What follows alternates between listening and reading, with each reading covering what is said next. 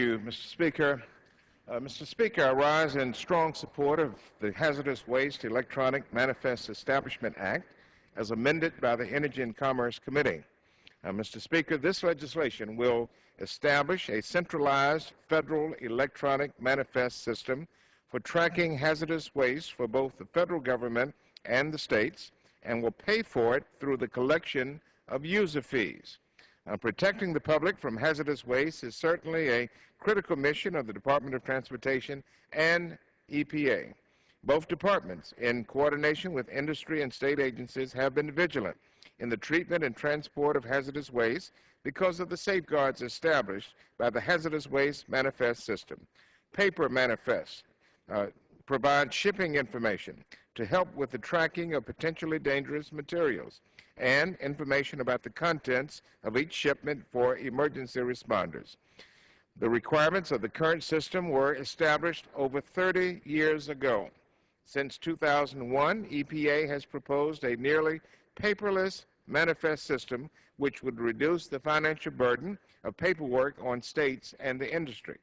EPA Administrator Lisa Jackson described the adoption of an electronic system for manifest as an investment in modernizing the system that will pay off in efficiency later. That is why this legislation, Mr. Speaker, has wide support from hazardous waste generators, shippers, and processors. It reduces administrative and paperwork burdens. The Congressional Budget Office estimates that this program will yield net annual savings for industry and the states of over $100 million per year. The CBO also estimates that about 114,000 shippers would use this new system in the year 2016, with shipping users almost doubling in later years to 227,000. And environmental groups support this legislation because it will lead to reductions in regulatory burden while simultaneously increasing the timeliness and availability of hazardous waste data and better management. Those are their quotes. In 2006, a fire erupted, and I think the gentleman from Pennsylvania made reference to it a moment ago. In 2006, a fire erupted at a hazardous waste disposal facility in my home state of North Carolina.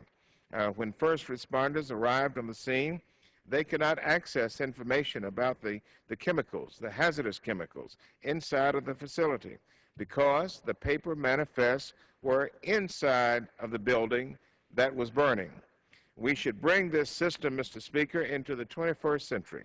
Technology has advanced. We all know that. There's been such advancement in technology over the last 32 years, and we should no longer be relying on carbon copies to track potentially dangerous shipments. Today's proposed legislation also maintains flexibility for small business by making participation in the electronic reporting program voluntary. It's not compulsory. It is a voluntary proposal. So if any firm chooses, they can still use paper-based reporting methods.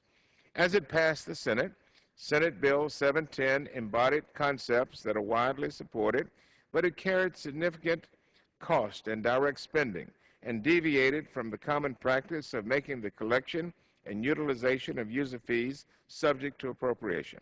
But Chairman Shimkus worked closely with the Democratic members of the Environment and Economy Subcommittee to craft a substitute bill that addresses concerns while preserving the benefits of the legislation. The bill passed out of our subcommittee and the full Energy and Commerce Committee on voice votes with strong bipartisan support. I believe, Mr. Speaker, it has a high likelihood of being accepted to the Senate and to the President. We will certainly give them that opportunity. I urge my colleagues to support this bill so we can finally see this significant improvement signed into law. And so I want to thank Mr. Murphy and all of the other members who worked to expedite this legislation and get it to the floor today. And I'm going to ask my colleagues to join with us in passing this bill. With that said, Mr. Speaker, I will reserve the balance of my time. Gentleman reserves. Gentleman from Pennsylvania. Mr. Speaker, I have no more speakers on this bill, and I'm prepared to close if the gentleman from North Carolina is prepared to close as well. I don't have any speakers, and I am, too, prepared to close. Gentleman from Pennsylvania reserves the balance of his time. Gentleman from North Carolina is recognized. Yes, I will be the final speaker, Mr. Speaker. Let me again thank Mr. Murphy, the gentleman from Pennsylvania, and Mr. Shimkus, and the chair and the ranking member of all of the committees of jurisdiction for their extraordinary work on this bill. This is a critical piece of legislation. All of the stakeholders who are involved in disposing of chemicals and shipping chemicals are all in agreement that this is necessary. In fact, the time has passed and that we pass this type of legislation. We live in a new age of technology now, and so there is no excuse for us not automating these procedures, and this bill today enables that to happen. And so I want to thank all of my colleagues on both sides of the aisle for their spirit of bipartisanship in getting this to the floor. I ask my colleagues to please vote yes on this important legislation. With that, I yield back the balance of my time. Gentleman from North Carolina yields back. Gentleman from Pennsylvania. Mr. Speaker, I ask that all members support this bill, and I yield back the balance of my time. Gentleman yields back. The question is, will the House suspend the rules and pass Senate Bill 710 as amended? Those in favor say aye. Those opposed, no. In the opinion of the chair, two-thirds being in the affirmative, the rules are suspended. The bill is passed, and without objection, the motion to reconsider it is laid on the table.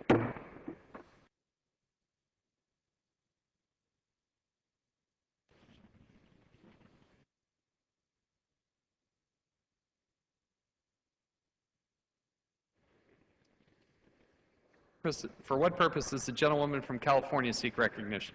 Mr. Speaker, I move to suspend the rules and pass H.R. 6131 to extend the U.S. Safe Web Act of 2006. The clerk will report the title of the bill. H.R. 6131, a bill to extend the Undertaking Spam, Spyware, and Fraud Enforcement with Enforcers Beyond Borders Act of 2006 and for other purposes. Pursuant to the rule, the gentlewoman from California, Ms. Bono Mack, and the gentleman from North Carolina, Mr. Butterfield, will each control 20 minutes. The chair recognizes the gentlewoman from California. Mr. Speaker, I ask unanimous consent that all members may have 5 legislators and their remarks and insert extraneous materials in the record on H.R. 6131. Without objection, so ordered. Mr. Speaker, I yield myself such time as I may consume. Gentlewoman is recognized. Mr. Speaker, as chairman of the House Subcommittee on Commerce, Manufacturing, and Trade, I rise today in strong support of H.R. 6131, a bill to reauthorize the U.S. Safe Web Act of 2006. I'd like to thank Energy and Commerce Committee Chairman Upton for his leadership on this important issue, as well as Ranking Member Waxman. But a special thank you also goes out to my good friend and lead co-author of H.R. 6131, our subcommittee's ranking member, Mr. Butterfield of North Carolina, for his strong bipartisan support. When it comes to the future of electronic commerce, consumer trust and online privacy are trending topics that Americans care very deeply about. Today, the Internet serves billions of users worldwide, with e-commerce in the U.S. topping $200 billion last year for the first time, and up a remarkable 15% so far this year. But lurking online are hackers, cyber thieves, and even organized crime rings. As someone who is deeply involved in online privacy issues as well as consumer protection, I'm very concerned that e-commerce will cease to grow and flourish if Americans lose faith in their ability to be protected from online predators, jeopardizing future innovation as well as our nation's fragile economic recovery. One important tool in combating cross-border fraud, spam, and spyware is this act, which is set to expire next year. H.R. 6131 reauthorizes important crime-fighting and consumer protection law for another 7 years. By any measure, the U.S. Safe Web Act has been extremely effective, allowing the Federal Trade Commission to better protect U.S. consumers from fraud, deception, spam, and spyware in cross-border cases involving threats originating both domestically and abroad. And to give you an idea of just how well it's working, no opposition to reauthorizing the law has been expressed from either the business community or by advocacy groups. Most importantly, the U.S. Safe Web Act enhances the FTC's investigative and enforcement functions by authorizing information sharing with foreign enforcement agencies, something the Commission may not do without express authorization.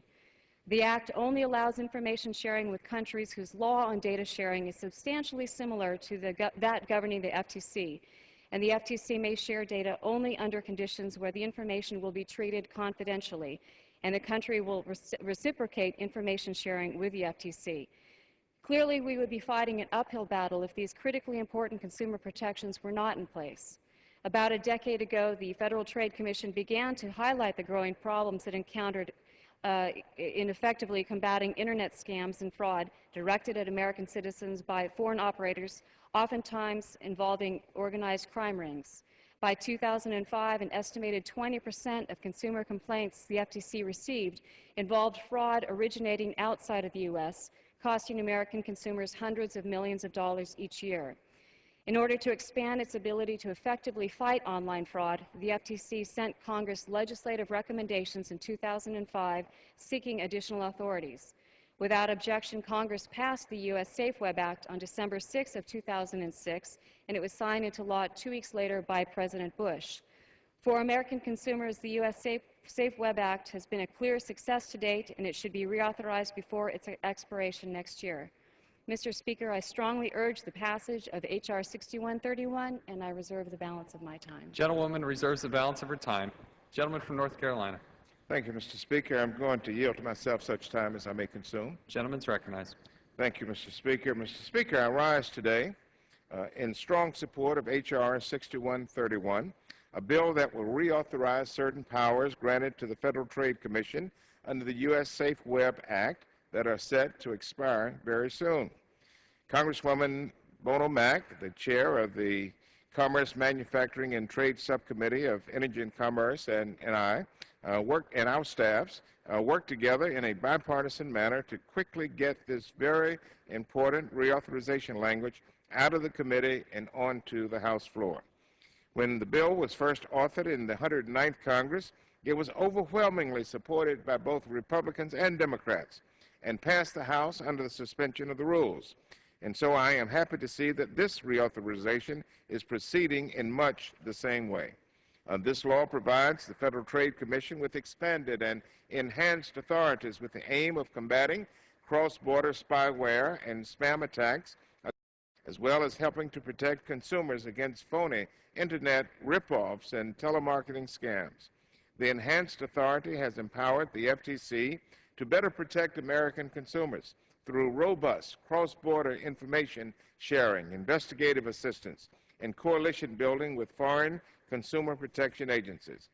In a 2009 report to Congress, the FTC noted the significant role the Act has played in facilitating cross-border cooperation in investigations and enforcement proceedings, along with the growing need for continued cooperation to combat new and existing global fraud.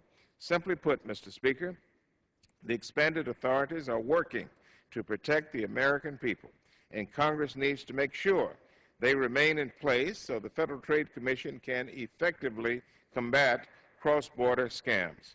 The original Safe Web Act passed in the 109th Congress included a sunset provision that will cause these enhanced authorities to expire in December of next year.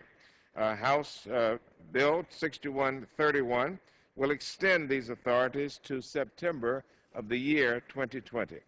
Mr. Speaker, I am a strong supporter of granting the FTC the powers it needs to effectively protect consumers against fraud, whether originating here or abroad.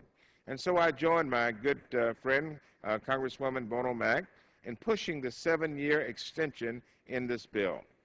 But it is important to highlight that each and every FTC commissioner, all of them, of both political parties, have called for a permanent reauthorization.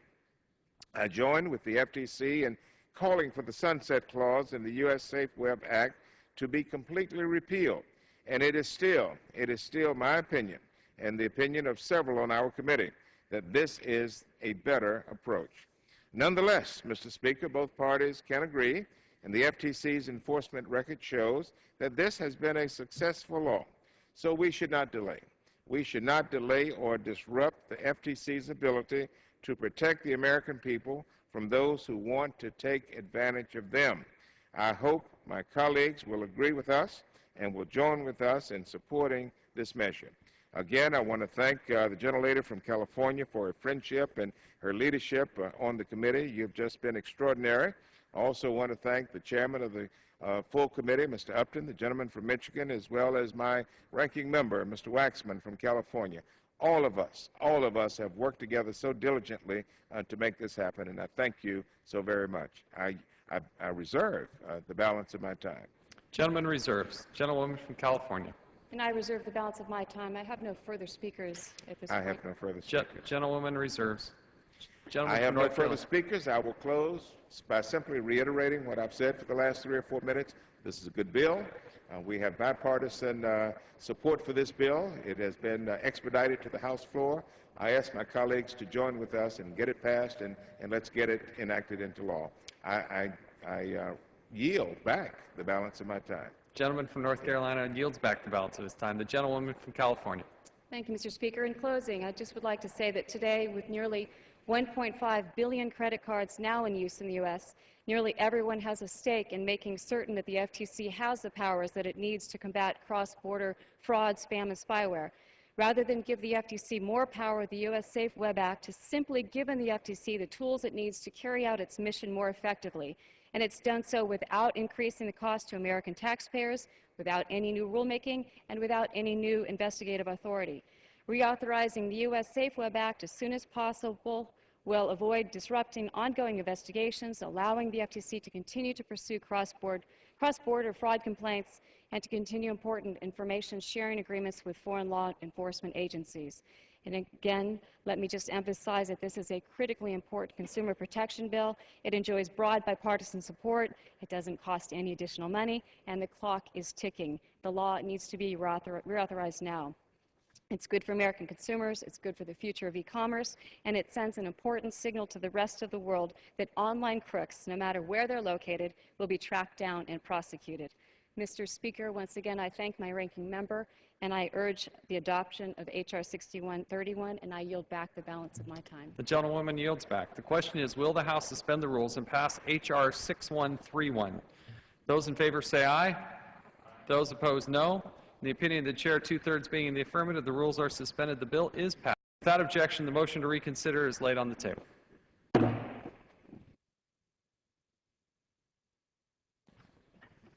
For what purpose does the gentlewoman from California seek recognition? Mr. Speaker, I move to suspend the rules and pass H.R. 5865, the American Manufacturing Competitiveness Act of 2012, as amended. The clerk will report the title of the bill. H.R. 5865, a bill to promote the growth and competitiveness of American manufacturing.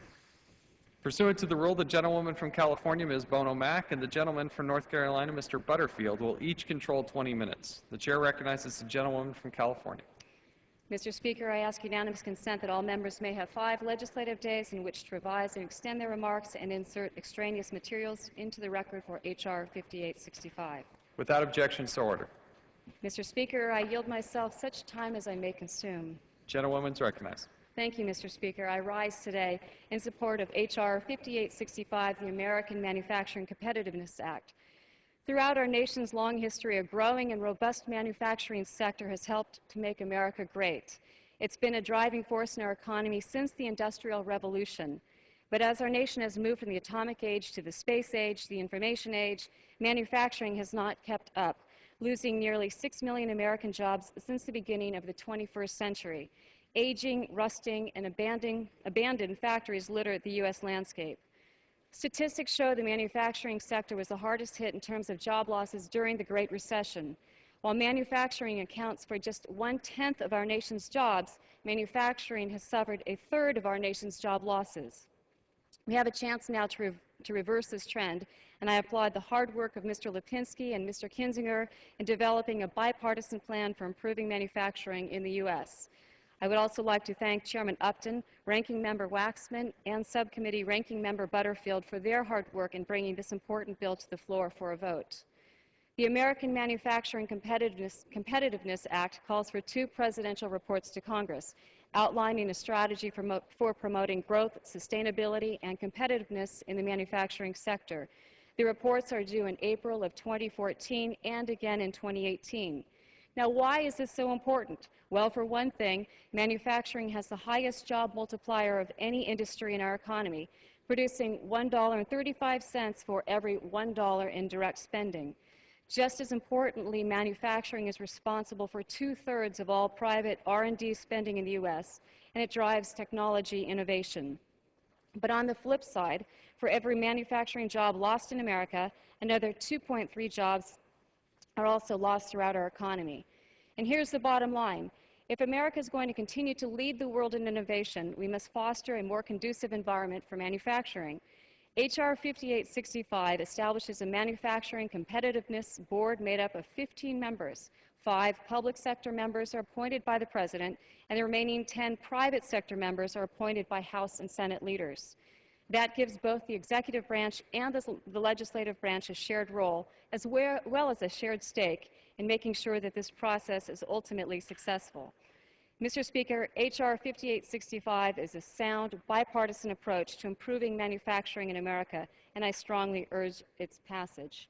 And with that, I reserve the balance of my time. Gentlewoman reserves. Gentleman from North Carolina. I yield to myself such time as I may consume. Gentleman's recognized. Thank you, Mr. Speaker. I rise today in support of H.R. 5865, the American Manufacturing Competitiveness Act of 2012. The lead bipartisan co-sponsors of this bill are 2 gentlemen from Illinois, Mr. Daniel Lipinski and my colleague on the Energy and Commerce Committee, Congressman Kinzinger. I want to thank both of them for their work on this bill, and in particular for working with me and the chairman, Chairwoman Bono Mack, to move this bill in a form that both sides can support. H.R. 5865 aims to build upon the recent growth of the U.S. manufacturing sector, with the end goal being the return to more and more individuals to stable and good-paying jobs. Specifically, Mr. Speaker, the American Manufacturing Competitiveness Act requires the President to prepare and submit to Congress in 2014 and 2018 a national manufacturing strategy with assistance from the American Manufacturing Competitiveness Board established by the bill. The board will be comprised of the Secretary of Commerce, state governors, and officials from the executive branch, 10 individuals from the private sector, appointed by the majority and minority leadership of the House and the Senate. There is no more important issue to Americans than the ability to get and keep a job, provide for their families, and ensure that when their children grow up, they too can succeed.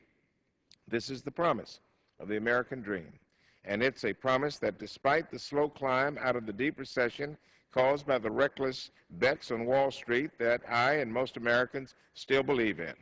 Moreover, it's a promise that we here in Congress have been entrusted by our constituents to work towards by promoting initiatives and enacting policies that will lead to the creation of new jobs to replace and supplement those that have been lost.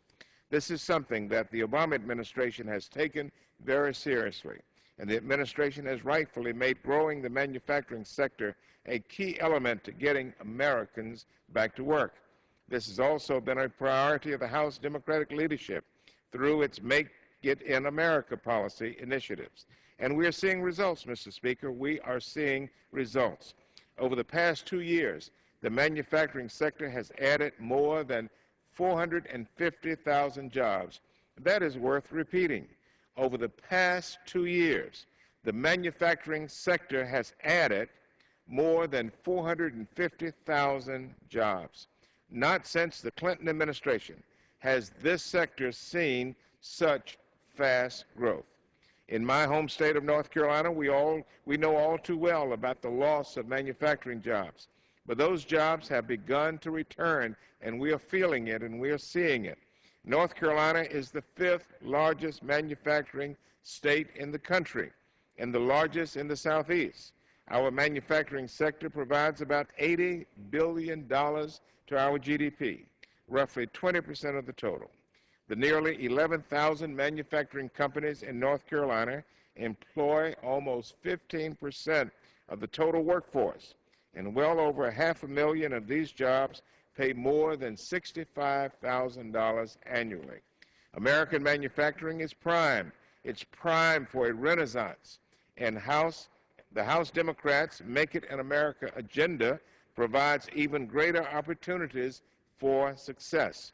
Several of these initiatives have already become law. including bills that cut taxes and created loans for small businesses, sped up the patent process, and lowered the cost of raw materials, and helped to end tax loopholes so that companies are discouraged from shipping jobs overseas. Mr. Speaker, in the 111th Congress, House Democrats led efforts to support American clean energy firms, invest in job training partnerships, and hold China accountable for unfair currency manipulation that cost us in America very precious jobs. When more products are made in America, more families can make it in America. The American Manufacturing Competitiveness Act promises to build on and complement the Obama administration's efforts and our efforts to grow manufacturing in the United States of America. Mr. Speaker, I support this bill. I thank my colleagues on the other side of the aisle for their cooperation with bringing this to the floor and getting it for a vote today. I thank not only the chair and the ranking member of the full committee, but the chair of our subcommittee who works with us on so many of these important issues. With that said, I will reserve the balance of my time. Gentleman reserves. The gentlewoman from California. Mr. Speaker, I'd like to yield 4 minutes to the co-author of the legislation, very hardworking member of the Subcommittee on Commerce, Manufacturing, and Trade, the gentleman from Illinois, Mr. Kinzinger, for 4 minutes. Gentleman from Illinois is recognized for 4 minutes. Well, I'd like to thank Chairman Bono Mack for the time and her work in getting this bill to the floor. Mr. Speaker, I rise today in support of the American Manufacturing Competitiveness Act. You know, it's an honor to stand here with my colleague from Illinois, Mr. Lipinski, in support of this forward-thinking, bipartisan legislation, especially at a time when Americans feel like Republicans and Democrats are unable to work together. Mr. Speaker, the world is becoming more competitive, as evidenced by the recent report from the World Economic Forum announcing that the U.S. has fallen from 1st to 7th in global competitiveness. And I tell you what actually really gets to me is the fact that I feel like many Americans are starting to accept the fact that we are just going to lose edge and we're going to lose our manufacturer powering base to a country like China. And I don't think that's something that we have to accept. We've heard from the manufacturing base in this country. They need a simpler tax code. They need an education system that prepares students in math and science, trade policies that are open and fair, and regulations that protect the health and welfare of our citizens with the lowest cost on business. The purpose of this legislation is to build on the consensus and ensure government policies promote a competitive environment for manufacturers in the decades to come.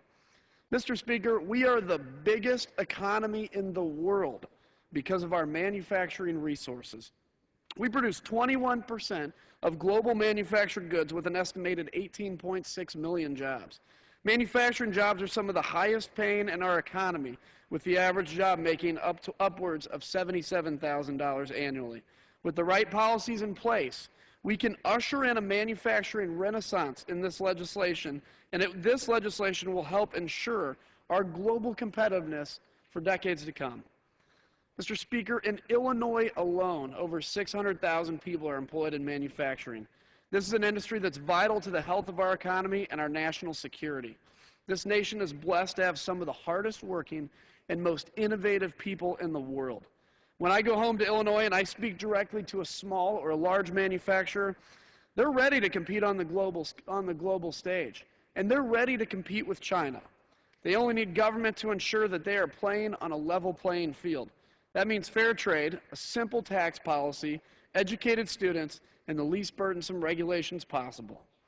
This legislation will bring together private sector and government leaders to create a manufacturing strategy that both Congress and the President can implement. It's time to get politics out of supporting the middle class. The American people are tired of stalemates. They're ready for action. They're ready for both parties to focus their energy on the people who elected them.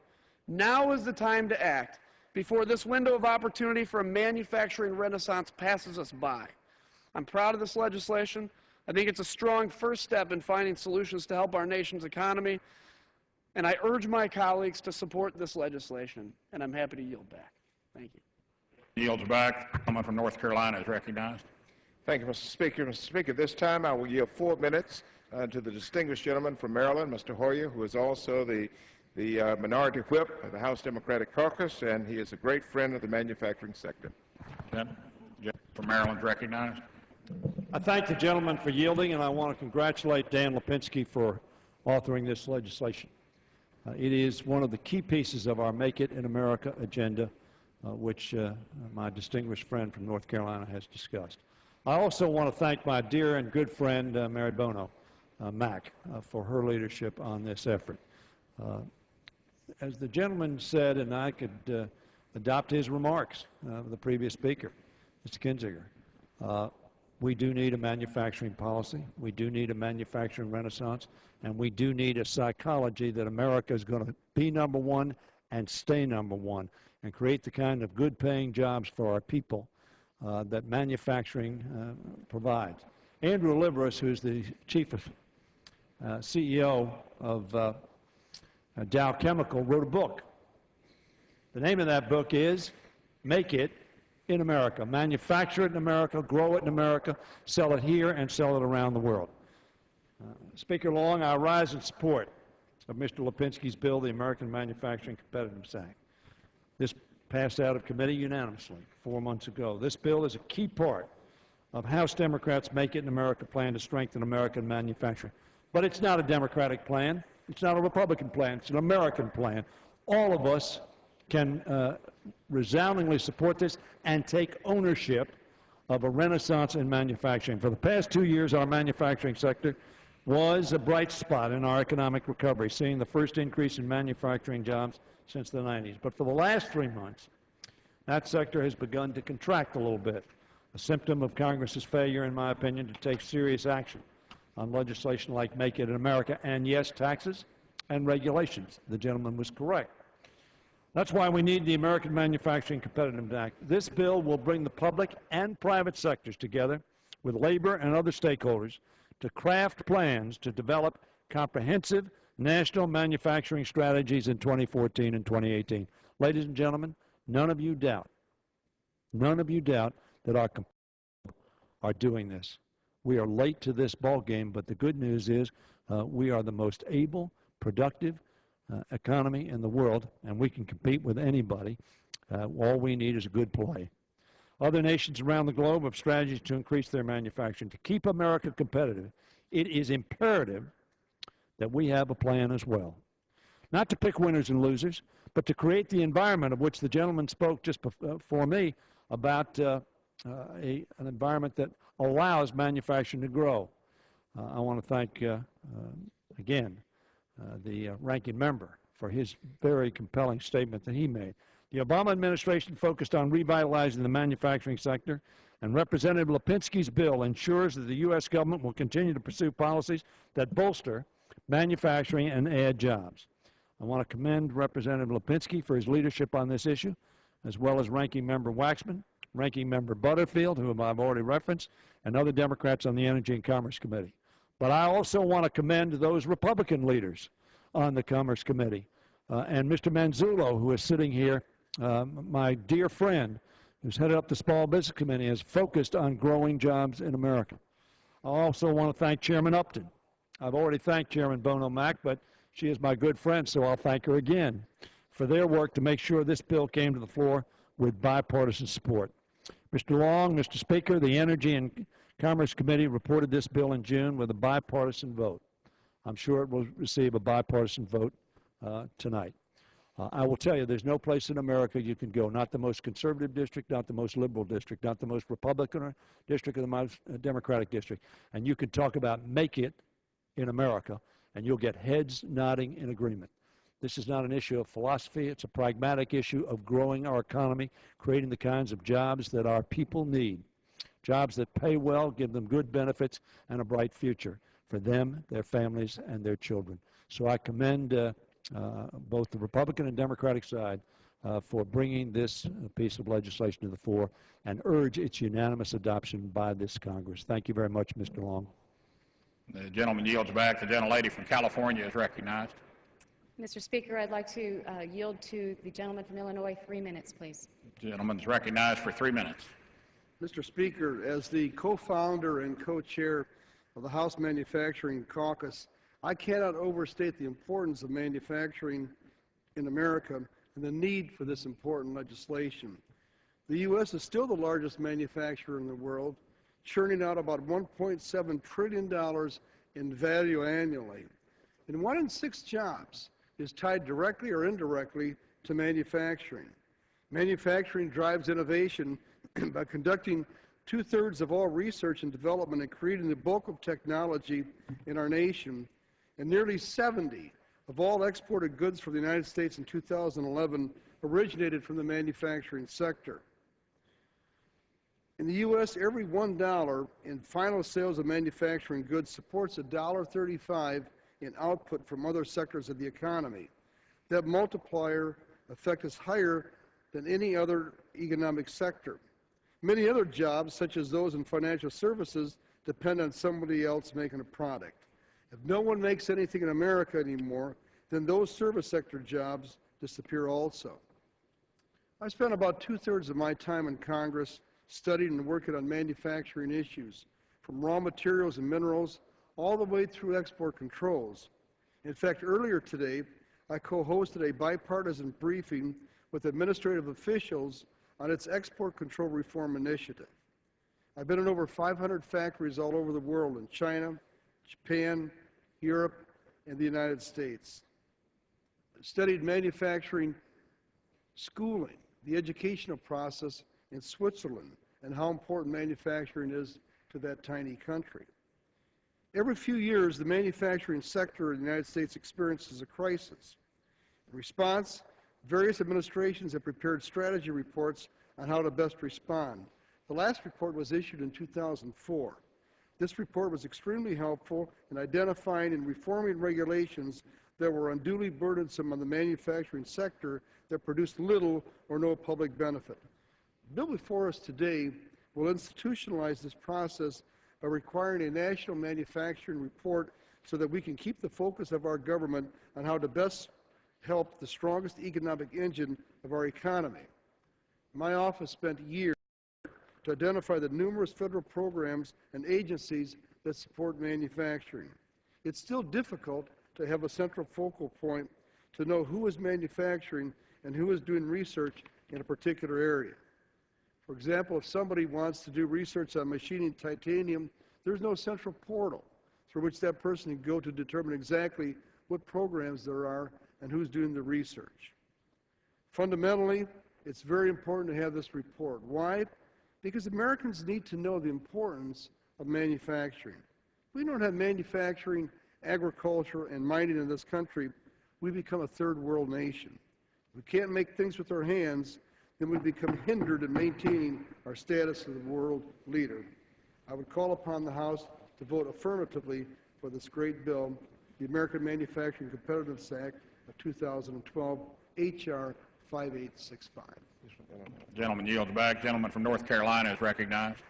Mr. Speaker, at this time, I will yield 6 minutes to the author of this bill, Mr. Lipinski, from the great state of Illinois. Mr. Lipinski has worked very hard on this bill, not only in this Congress, but in the previous Congress as well. 6 minutes to Mr. Lipinski. Gentleman from Illinois is recognized for 6 minutes.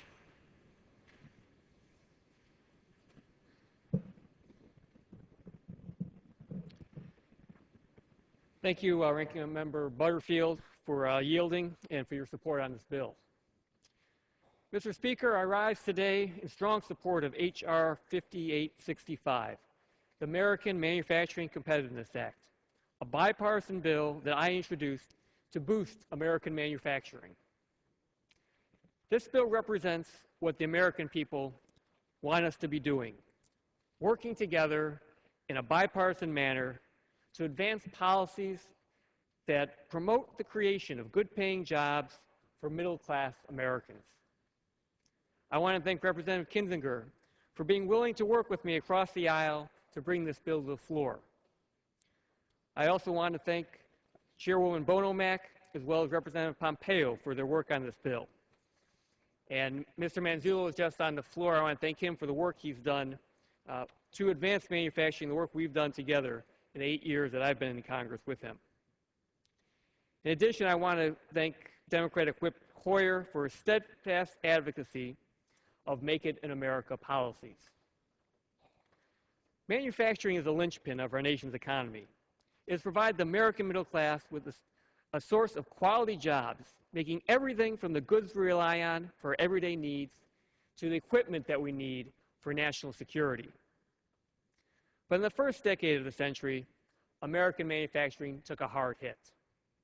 Almost 1/3 of American manufacturing jobs disappeared.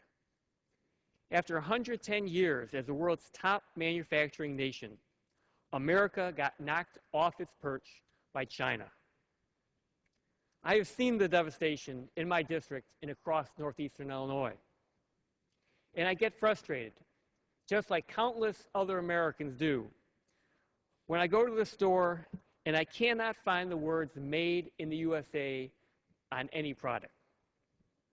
Some say this is inevitable, but it does not have to be. While we've been seeing signs of a resurgent American manufacturing sector, with jobs increasing by nearly 500,000 in the past 2 years, we still have a long way to go. America relies on the entrepreneurial spirit of private enterprise. There's no doubt there'd be no American manufacturing base without the innovators and the risk takers. And the great growth in American manufacturing in the 20th century would have been impossible without the hard work of the middle class. But it's also clear that the government interacts with and affects manufacturing in countless ways.